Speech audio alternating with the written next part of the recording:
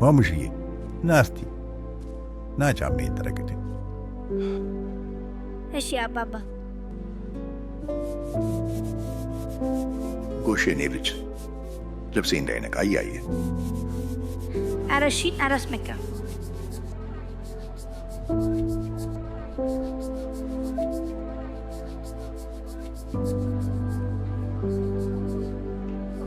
ስምህ ማን ነው?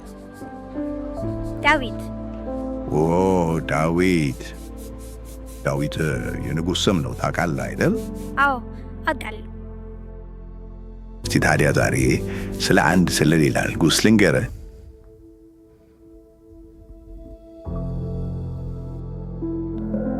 ዛሬ የምነግርህ ታሪክ እንደ አንድ ተረት ከዕለታት አንድ ቀን ተብሎ የሚጀመር አይደለም።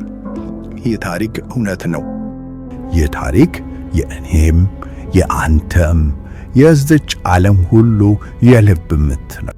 ዓይንን ጨፍን። አብረን ወደ ኋላ ወደ 2000 ዓመታት እንሂድ። ከፊታችን ድቅድቅ ጨለማ ይታይ። አየሩ እጅግ ይበርዳል። ቅዝቃዜው አጥንት ውስጥ ይገባል።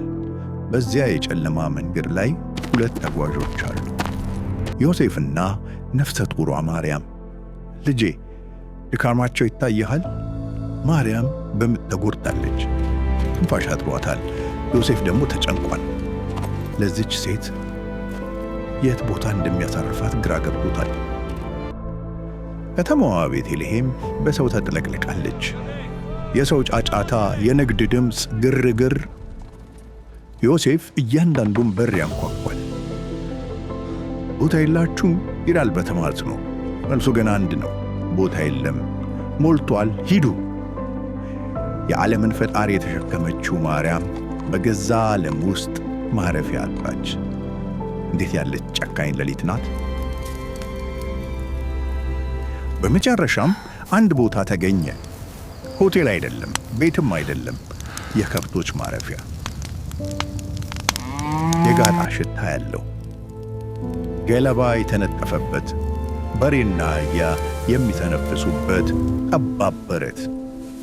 አስበው ልጄ፣ ሰማይና ምድርን የተረጋው ጌታ፣ ከዋክብትን በስማቸው የሚጠራው አምላክ ሊወለድ ወደዚህ ምድር ሲመጣ ያረፈው በወርቅ አልጋ ላይ አልነበረም፣ በከብቶች በረት ውስጥ እንጂ።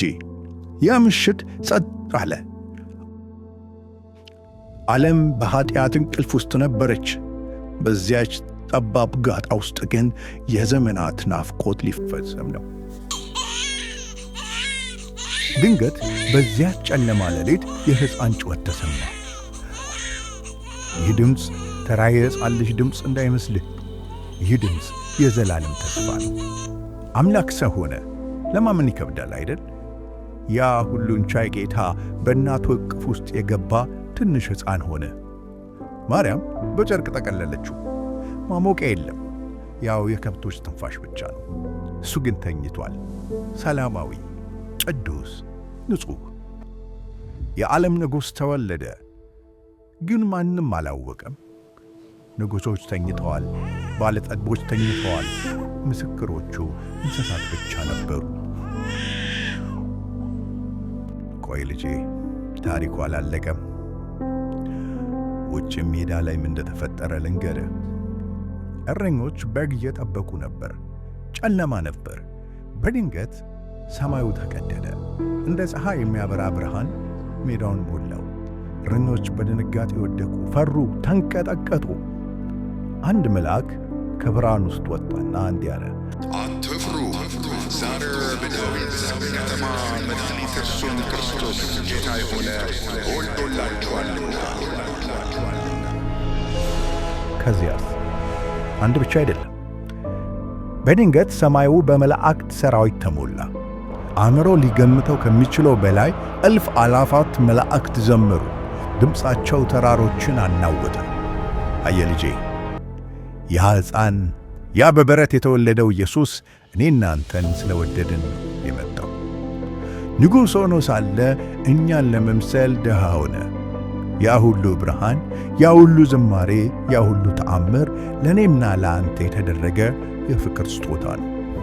ስለዚህ ዛሬ ማታ ስተኛ ስለ ስጦታ ወይም ስለ ጌጣጌጥ ብቻ እንዳታስብ። ስለዚያች ሌሊት አስብ። ስለዚያ ታላቅ ፍቅር አስብ። ምክንያቱም ገና ማለት እግዚአብሔር ወደ እኛ የመጣበት ቀን ነው።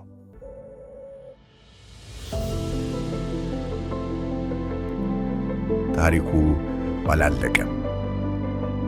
ያ የተወለደው ንጉሥ፣ ያ ስደተኛ ንጉሥ ዛሬም ማረፊያ ይፈልጋል። የት? እዚህ በትሑት ቦታ፣ ልክ እንዳንተ አይነት በንጹሕ ልብ ውስጥ። አመሰግንሃለሁ። ሰላም ላንተ ይሁን።